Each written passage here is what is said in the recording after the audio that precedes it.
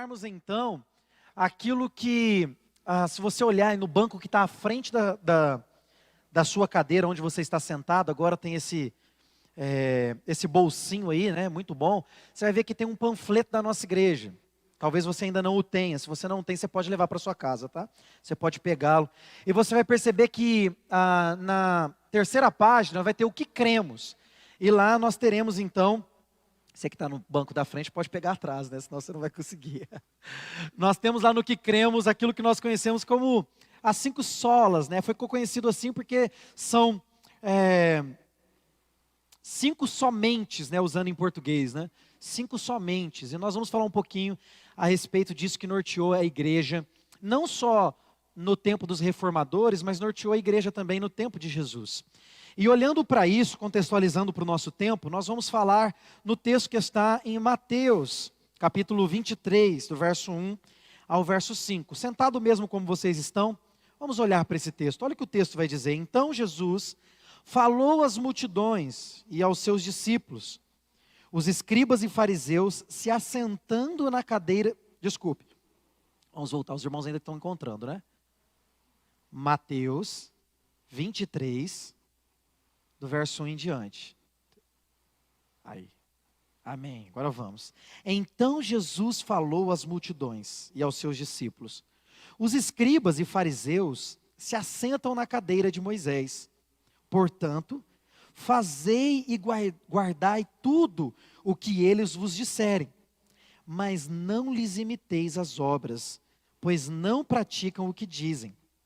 Atam fardos pesados e difíceis de carregar, e os colocam sobre os ombros dos homens, mas eles mesmos nem com o dedo querem movê-lo. Praticam todas as suas obras para serem vistos pelos homens, alargam seus filactérios e aumentam as franjas de seus mantos. Vamos orar. Pai, graças te damos, Senhor, pela tua palavra. Como eu gosto de dizer, bastava a leitura e sairíamos daqui edificados. Mas aprove o Senhor salvar por meio da loucura da pregação. Por isso, aqui e agora, fala aos nossos corações. Porque conforme a tua palavra, Senhor Deus, temos fome e sede de justiça. E, ó Pai, aqueles que assim o têm serão saciados. E nós, ó Deus, queremos ser alimentados pela tua bondade, pela tua justiça, pela tua verdade, pela tua palavra. Conduz-nos agora, Senhor, nós pedimos e suplicamos, no nome do nosso poderoso Senhor e Salvador, Jesus Cristo. Amém e amém. Glória a Deus. Bom, nós estamos aqui então, diante desse texto maravilhoso. Eu acho que não foi ainda, né? Pode colocar. Nós estamos aqui então, diante desse texto maravilhoso, né? Nós olhamos para ele, e quando nós vemos o que Jesus está combatendo, nós também observamos claramente que não é diferente do combate dos reformadores, né? Então nós vamos tentar olhar aqui para esse texto, fazer um link com os reformadores há mais de 500 anos atrás, e observar um pouquinho do que isso pode refletir, ou o que isso pode refletir em nossas vidas nos dias de hoje. O que Jesus está combatendo aqui nesse texto, gente? É simples, a falsa religião. Ele está combatendo aqui a tradição humana que não pode conduzir ninguém a Deus. Ele está combatendo aqui a ideologia, a filosofia humana que não conduz ao Senhor. Não foi diferente nos tempos dos reformadores. Se você olhar com cuidado para esse texto, está muito claro o que Jesus está dizendo aqui. Estes homens, eles se assentavam, os fariseus, na cadeira de Moisés. O que Jesus está querendo dizer com isso?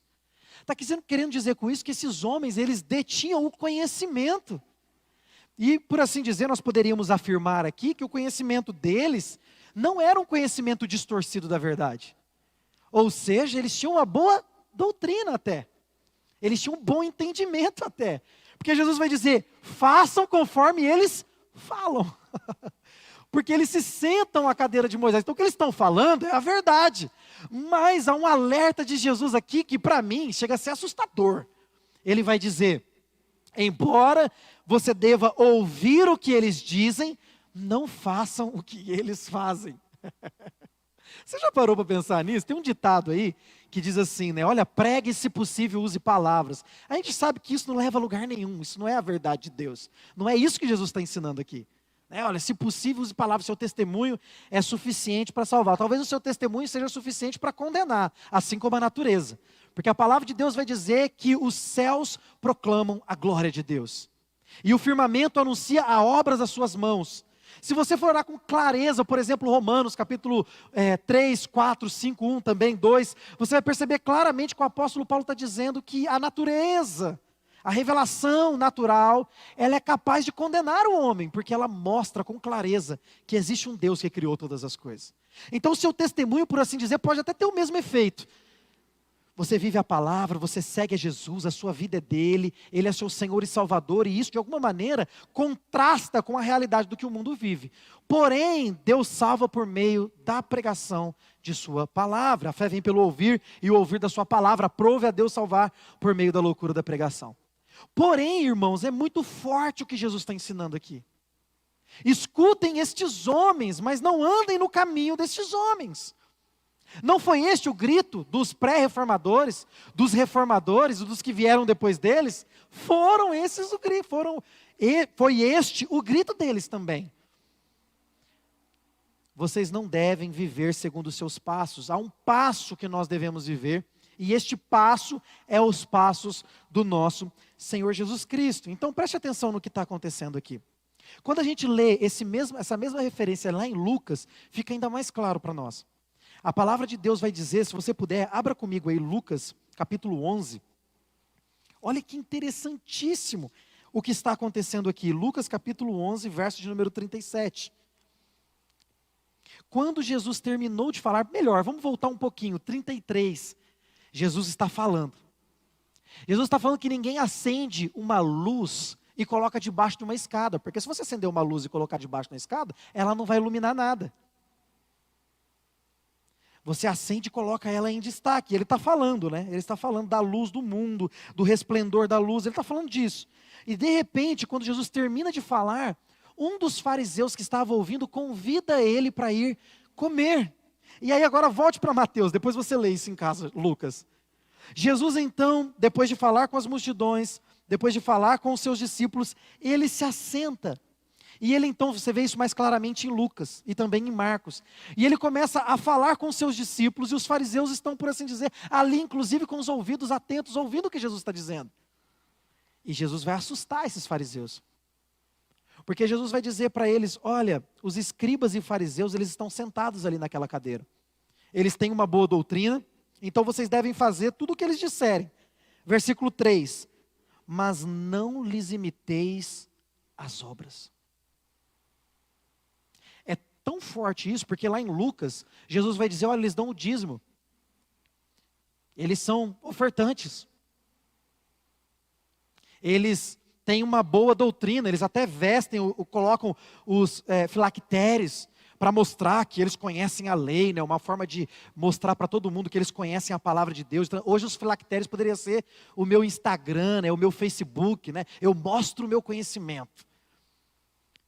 Todo mundo hoje quer ter uma voz, todo mundo hoje quer ser o dono da verdade, todo mundo hoje conhece tudo sobre Jesus, sobre a Bíblia e sobre a história da igreja. Mas a ideia de Jesus aqui é exatamente essa. Quando o conhecimento se torna um fim em si mesmo, e a tradição humana ocupa o lugar da palavra de Deus, tem algo errado na nossa espiritualidade. A palavra de Deus precisa ter centralidade. Não imiteis as suas obras. Não façam como estes, que têm até uma boa palavra para falar, mas não movem nem sequer um dedo para ver o cumprimento da palavra de Deus. Pelo contrário, a gente vai conhecer ao longo da história aqui, que os fariseus, os líderes religiosos da época, eles se mucumuram. Eles formam quase que um partido único, com inveja e ciúmes do Messias, de Jesus, o Filho de Deus, o enviado dos céus, para matá-lo. Eles tentam armar várias ciladas para Jesus, porque o que eles queriam, na verdade, não era ver o reino de Deus estabelecido, mas era ver o seu próprio reino estabelecido. Isso é algo que é muito forte para mim, eu não sei o quanto isso toca o seu coração. Mas quando nós olhamos, por exemplo, para aquilo que acontece lá na Torre de Babel, os homens estão construindo uma torre alta.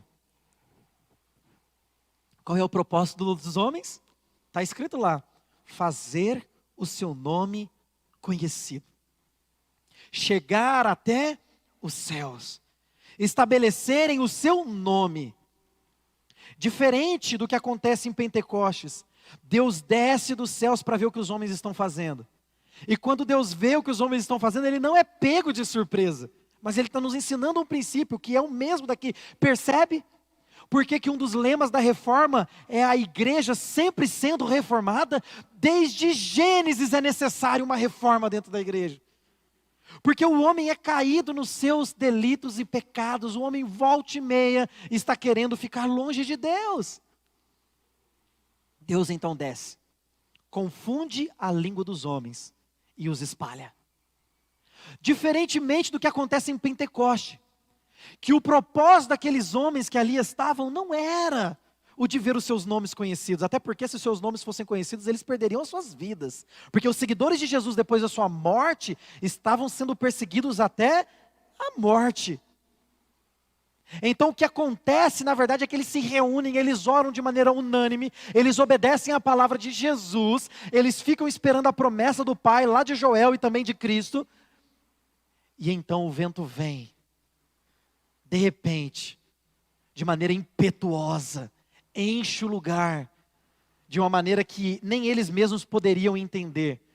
Os homens olham, estavam ali para a festa de Pentecoste inclusive, de todo lugar, espalhado pelo mundo, e eles criticam o movimento. Mas o problema é que eles estavam apegados. Aquilo que não vinha de Deus, o que eles estavam preocupados, o que eles queriam na verdade, usando de pretexto glorificar a Deus, era estabelecer o seu próprio reino. Isso fica claro, porque tem que ser do jeito deles, tem que agradar o coração deles. E os discípulos de Pentecostes estão diferentes, o coração deles é diferente, o que eles querem ver é Jesus vir depressa, é Jesus estabelecer o seu reino, porque eles viram o Messias ressurreto. Isso é poderoso para mim. Porque isso me mostra uma evidência, uma característica clara de quem se converte realmente. Ou melhor, para usar aqui um termo mais adequado, para quem é convertido pelo Pai, a Cristo Jesus. Veja bem, quando nós reconhecemos a Jesus como Senhor e Salvador da nossa vida, o que acontece conosco é que nós não nos preocupamos mais com o nosso reino. A nossa preocupação agora é com o reino de Deus. E eu fico pensando, Deus, é lógico que eu estou conjecturando que isso não aconteceu literalmente, mas é uma elucubração minha. Deus lá na eternidade, a promessa vai acontecer, Ele não está sendo pego de surpresa, mas aqui conjecturando para a gente imaginar um pouco. Deus está lá na eternidade, Ele olha e fala, agora é o momento. Eu vou enviar o Espírito, e o Jesus está lá rogando ao Pai, segundo o que Jesus mesmo disse, eu rogarei ao Pai, e Ele vos enviará outro Consolador. O Pai olha e fala, é agora. A promessa. Vai, Espírito Santo. Veja bem, Deus desce, como aconteceu na Torre de Babel. Só que quando Deus chega ali, diferente da Torre de Babel, os homens não querem fazer o seu nome notório. Eles querem que o nome de Cristo seja notado. Deus faz um milagre invertido do milagre que Ele fez na Torre de Babel. Na Torre de Babel, Ele confunde as línguas e espalha. Nos discípulos de Jesus que queriam ver o reino estabelecido, Ele unifica as línguas. Isso não é fantástico? Olha que contraste poderoso. Ele unifica as línguas. E aqueles homens agora começam a falar de uma maneira que cada um escuta na sua própria língua. Na Babel, Ele espalha. No Pentecoste, Ele reúne. Qual é a diferença? A falsa e a verdadeira religião. A verdadeira religião é aquela que aponta para Cristo, não para mim.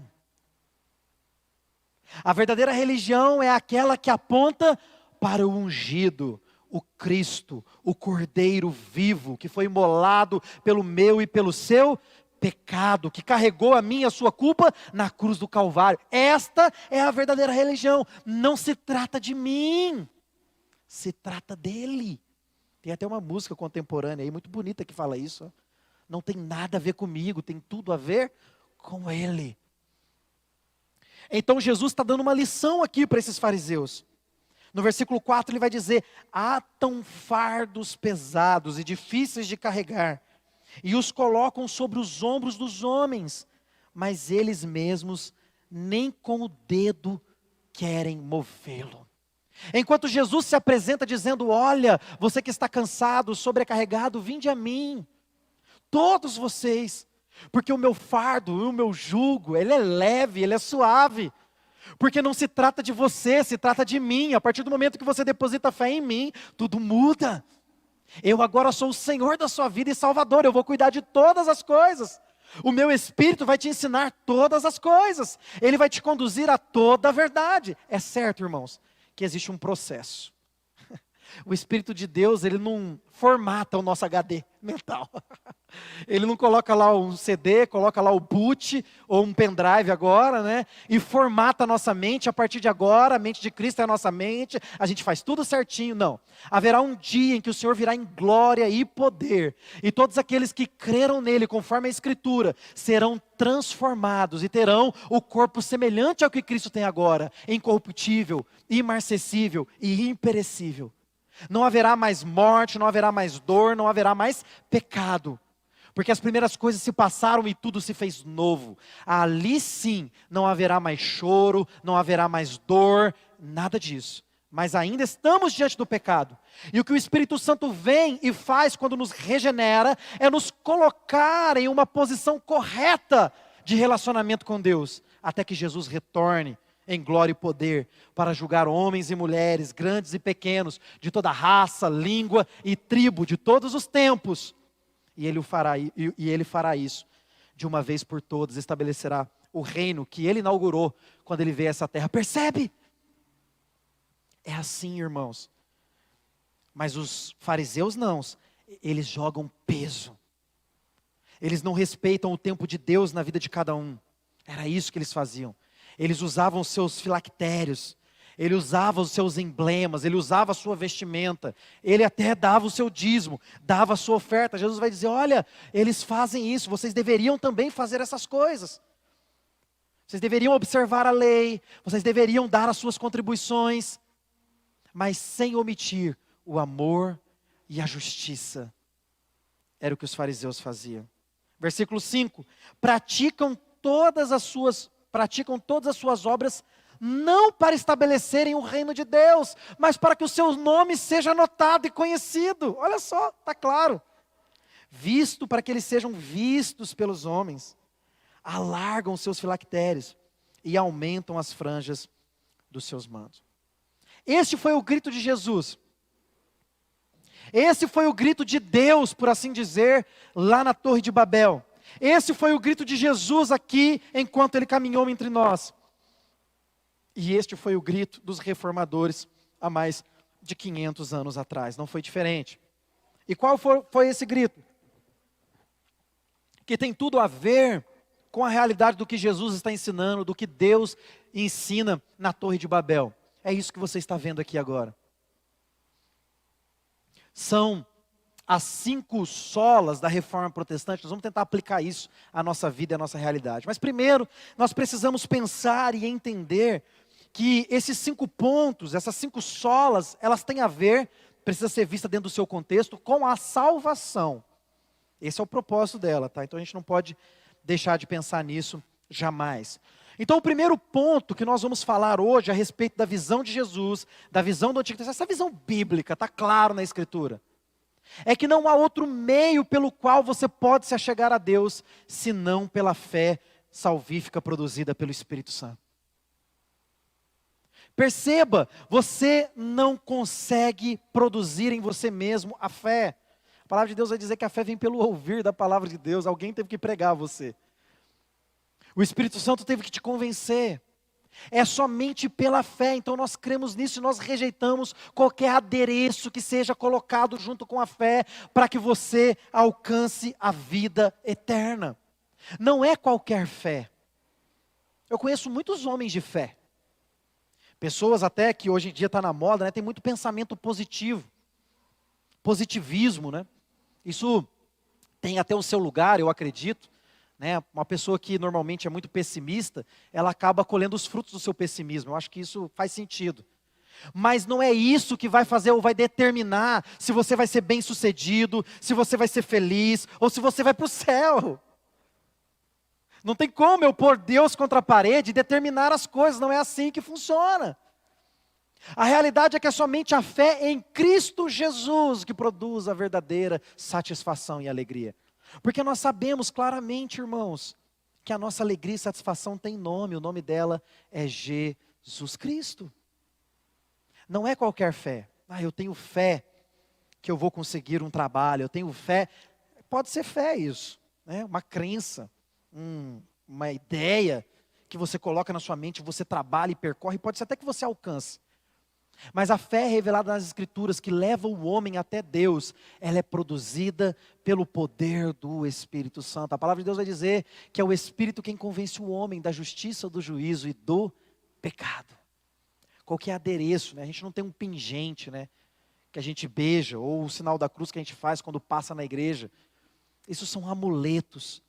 Nós não precisamos de amuletos nem adereços, nós temos a Jesus Cristo e nós cremos nele, ele é suficiente. E isso é produzido pelo Espírito Santo. Acho que eu vou precisar da sua ajuda de novo. Se você puder me ajudar, porque não está indo. O segundo ponto, que tem tudo a ver também com o que Jesus está dizendo aqui, é somente a graça. Se de um lado eu tenho a fé, de outro lado, eu tenho aquilo que nós conhecemos como a graça de Deus. Gente, a palavra graça, ela é contraditória ao que os fariseus faziam. Ela é contraditória ao que os homens faziam. A gente sabe, só existe duas religiões no mundo. Aquela que você precisa fazer por merecer e aquela que outro fez no seu lugar por merecer. Nós recebemos a salvação não pelo meu trabalho ou pelo meu esforço. Veja bem, isso é algo interessante. Porque algumas pessoas ouvindo essa verdade, que nós somos salvos somente pela graça, elas entenderam de uma forma equivocada, que não há nada que eu possa fazer, ou que eu precise fazer. Isso não é verdade, parece que é meio contraditório, mas não é a verdade. Nós somos salvos somente pela graça. Isso não vem de nós, isso vem de Deus, para que ninguém se glorie. Porém, uma vez que eu fui salvo, Deus me coloca num novo e vivo caminho. Então a ideia dos fariseus era uma ideia de graça barata. E é essa a ideia que muitos têm. Que é uma ideia de que, já que eu fui salvo pela graça, não há nada agora que eu precise fazer. Não há sim, irmãos.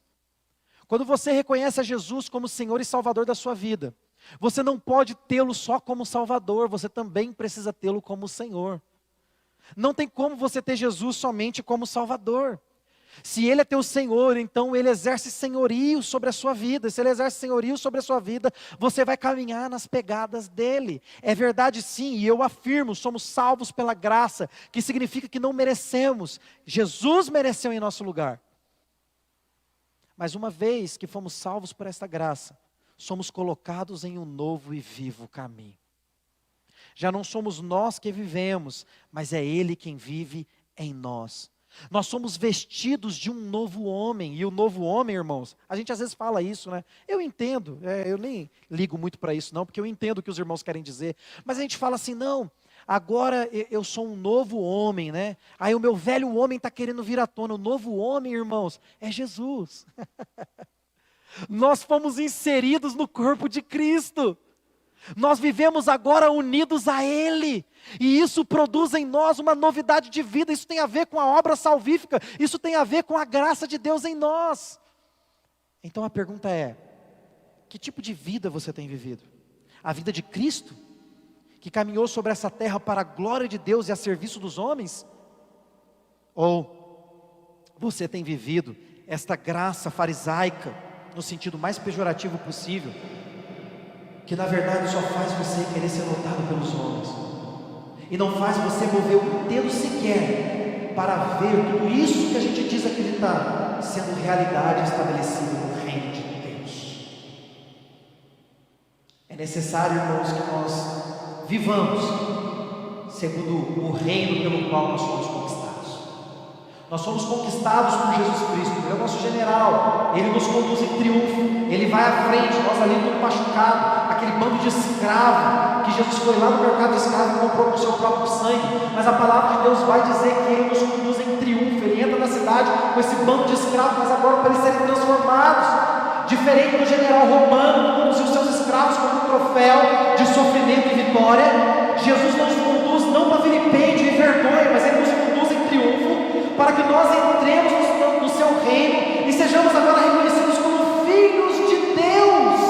Esta é a graça maravilhosa de Jesus Cristo, e Ele caminha na frente, e nós vamos olhando as suas pegadas no chão. É igual aquela criança que tem medo de pisar em um carro de vídeo. Já aconteceu isso com você? Você que é pai, mãe, já deve ter vivido isso. Eu já vivi, talvez com um sobrinho, talvez com uma criança. Olha, está cheio de caco de vidro, pisa onde eu piso. E você vai pisando, não é assim? Quando Jesus vai nos conduzindo como aquele general vitorioso em triunfo, nós vamos olhando as suas pegadas. O terreno é escuro, o terreno é cheio de pedras, cheio de espinhos. Nós vamos pisando nas pisadas de Jesus, nós vamos caminhando no caminho de Jesus. O problema é que muitas vezes a gente não sabe qual é o caminho de Jesus.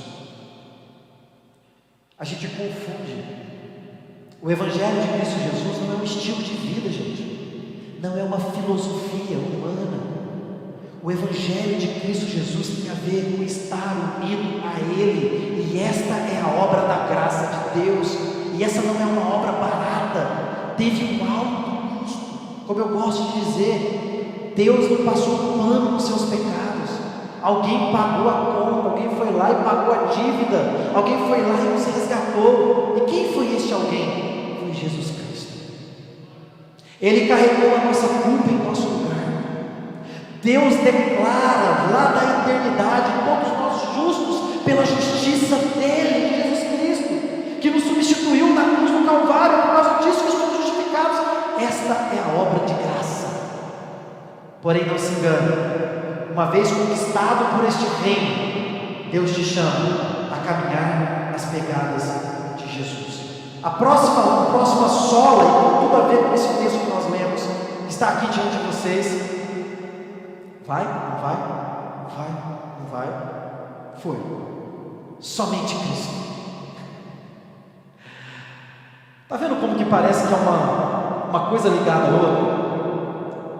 Isso é o que nós acreditamos. Isso é o que Jesus ensinou, isso é o que os apóstolos ensinou, isso é o que está claro também no Antigo Testamento. Nós não precisamos de mais nada. Jesus é totalmente suficiente.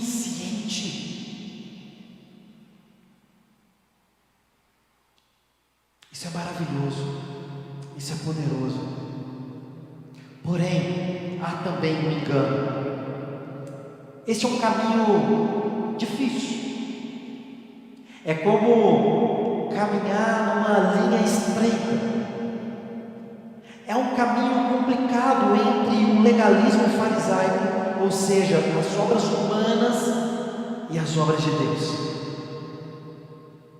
Porque quando nós dizemos que nós não precisamos de mais nada a não ser de Jesus, e isso é verdade, entenda. Nós precisamos tomar um cuidado para não tomar o nome de Jesus em vão, dizendo que é Jesus, quando na verdade somos nós. Dizemos que é somente Jesus, e é por isso que fazemos o que fazemos, quando na verdade fazemos o que fazemos não por causa de Jesus, mas por egoísmo, por partidarismo, por causa do nosso coração egoísta. A palavra de Deus vai dizer claramente: cuidado com o seu coração, porque ele é mais enganoso do que todas as coisas. Você está andando num caminho perigoso.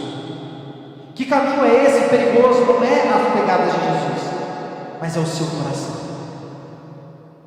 Cristo Jesus é sim suficiente, não precisamos de mais nada, mas ainda estamos diante do pecado. Tem pessoas, por exemplo, que anunciam Jesus, que eu nem sei que Jesus é esse que eles anunciam. Eu vi uma charge interessante, eu não vou replicar ela 100%, mas eu achei interessante, né?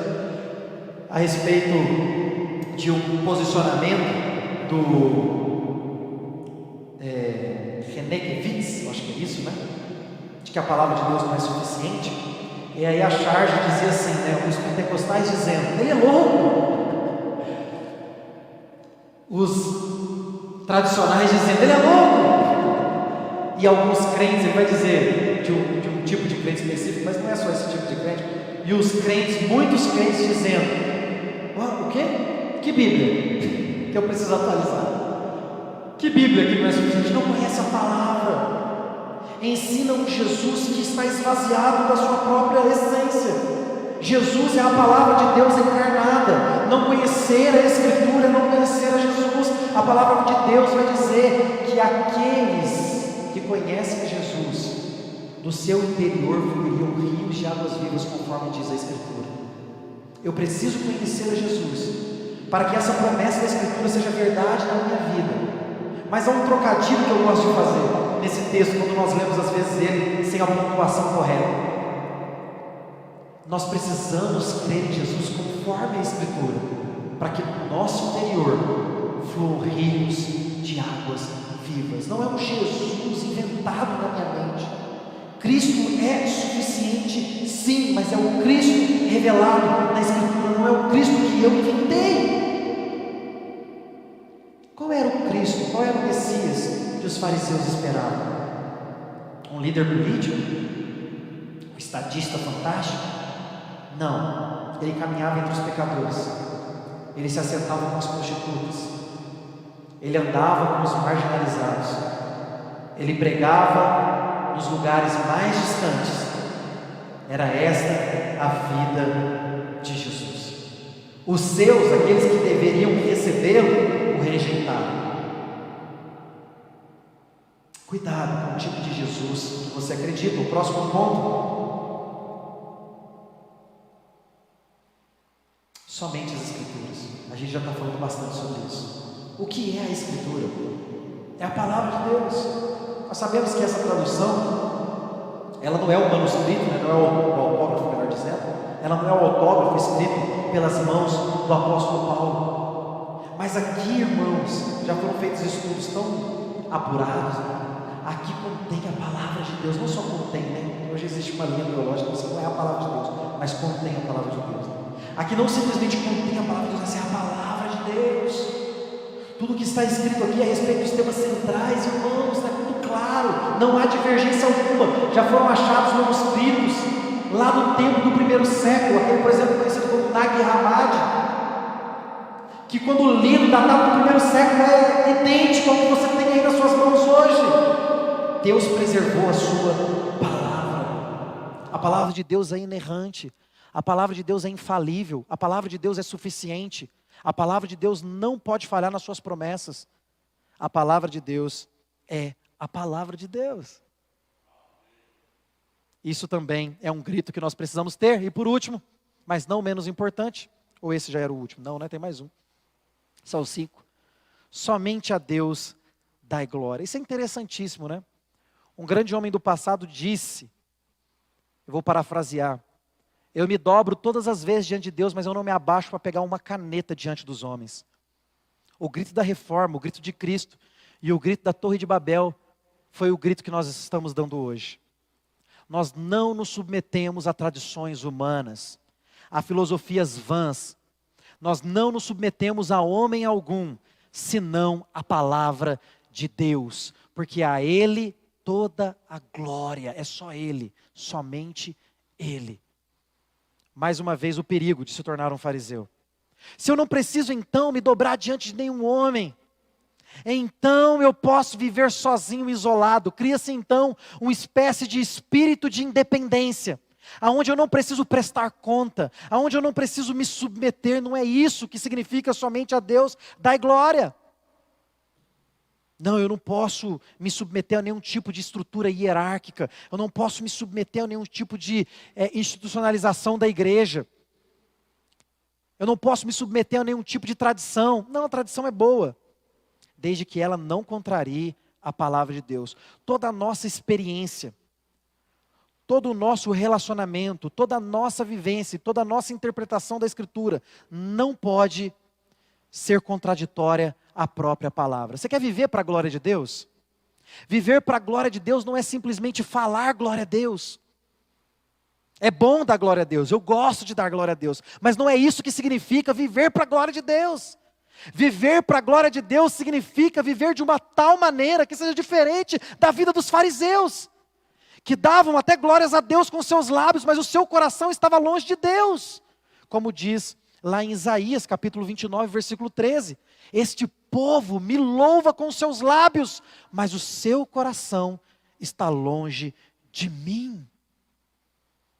Viver para a glória de Deus é tudo o que nós dissemos até agora. Não é viver como os fariseus viviam, é viver como Jesus vivia. Lavando os pés daqueles que deveriam lavar os seus pés. Sendo batizado por aquele que ele mesmo deveria batizar. Morrendo numa cruz que eu e você deveríamos morrer. Percebe? O maior do reino de Deus é aquele que serve.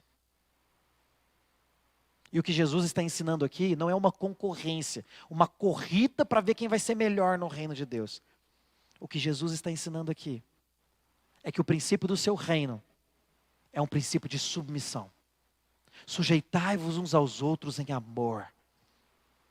O princípio que Deus está nos ensinando aqui não é um princípio que relativiza a Escritura, ou que para ter paz com os homens prefere relativizar as coisas para viver em paz. Não é esse tipo de coisa.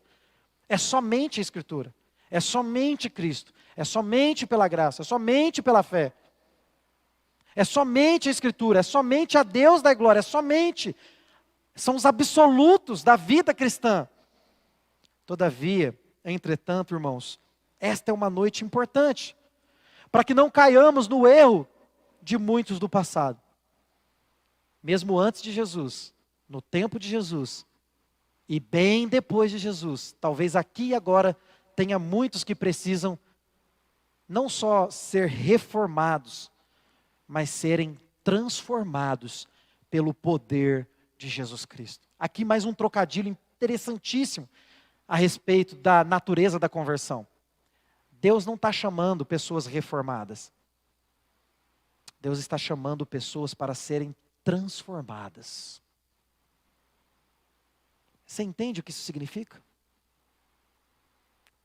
Que você não vai mais viver segundo o seu padrão, segundo o seu desejo. Os seus sonhos são importantes, mas não mais importantes do que os sonhos de Deus. Os seus planos são importantes, mas não mais importantes do que os planos de Deus. A sua missão e o seu propósito, aquilo que você tem planejado para a sua vida, é importante, mas não mais importante do que os de Deus. Porque o Senhor cuida melhor de nós do que nós mesmos. Precisamos, irmãos, de uma maneira urgente, sermos transformados e vivermos novamente uma reforma. Uma reforma, uma mudança de mentalidade. E isso, novamente, eu digo, é um caminho perigoso. Porque se você não tomar cuidado, você vai pensar que ser reformado, não no sentido de reformado teologicamente, viu gente? Não é isso que eu estou dizendo. Ser reformado no sentido de uma mudança, de uma transformação. Ser reformado, você pode pensar que, de repente, você precisa atualizar sua Bíblia. Não, irmãos. Você precisa de uma transformação profunda, que começa de dentro para fora. E se essa transformação não tem produzido em você uma mudança de postura, uma mudança de caminhada, uma mudança de linguagem, uma mudança de mentalidade, então eu preciso te dizer, você está com sérios problemas, porque isso que você está vivendo não é o Evangelho de Cristo Jesus. O Evangelho de Cristo Jesus é poderoso e transformador.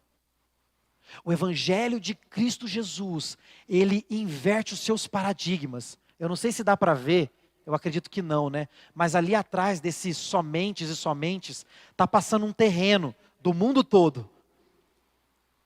A ideia ali é que toda a visão que eu tenho do mundo deve passar por estas verdades reveladas claramente na Escritura. Se o tipo de evangelho que você vive não mudou a sua mentalidade, não mudou o seu linguajar, não mudou a sua postura diante do mundo, não mudou a sua forma de viver, você não precisa só de uma reforma, você precisa de conversão. Você está com sérios problemas. Mas irmãos, se você está caminhando nas pegadas de Jesus, se a sua preocupação não é o quão perto do pecado você pode chegar, mas é o quão longe do pecado você pode estar, então isso significa claramente que o Espírito Santo de Deus habita em você. O louvor pode vir aqui. E isto significa então que o Espírito de Deus, ele já te selou. Então a sua caminhada e a sua vida a partir de agora será uma caminhada e uma vida de crescimento. A vida cristã, ela não é uma montanha russa assim, ó, ladeira abaixo, irmãos. Se tudo que você faz é só te leva para baixo, só te leva para baixo, você não cresce como homem, você não cresce como crente, você não cresce como membro do corpo de Cristo. Você não cresce nos seus dons, você não cresce na sua vocação. Está faltando sola na sua vida. Está faltando você parar de pensar no seu reino, no seu mundo, em você mesmo, e começar a pensar no reino de Deus sendo estabelecido na terra e na sua vida.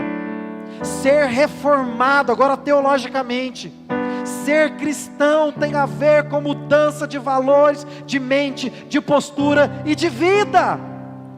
O chamado de Deus em Gênesis, na Torre de Babel, aqui na vida de Jesus, no tempo dos apóstolos, nos pré-reformadores, nos reformadores, nos pós-reformadores, aí voltando um pouco nos pais da igreja, aqui agora, nesse bando de pecador que se reúne aqui, é que nós sejamos pecadores sim, mas chamados a viverem na luz. Deus nos revelou a sua palavra.